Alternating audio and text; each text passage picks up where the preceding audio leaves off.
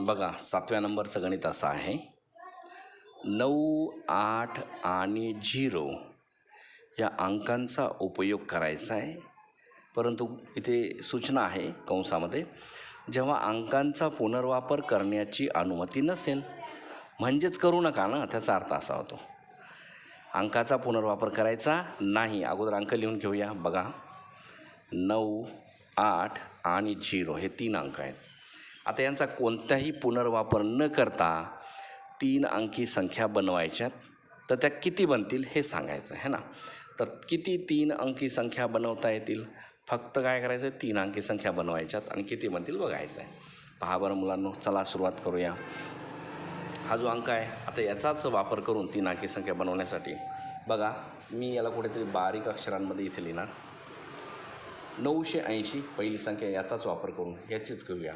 980 3 अंकी संख्या पहिली बनली.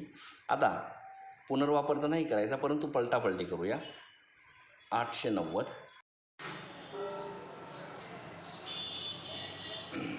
ह्या 2 संख्या बनवल्यात. त्यानंतर एक आहे 980, दुसरे आहे 890.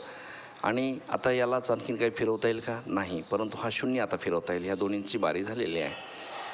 809 आणि 908 अशा प्रकारे फक्त 4 वेळेस तुम्हाला कोणतेही पुनर्वापर अंकांचा न करता अशा 4 संख्या तुम्हाला मिळतील.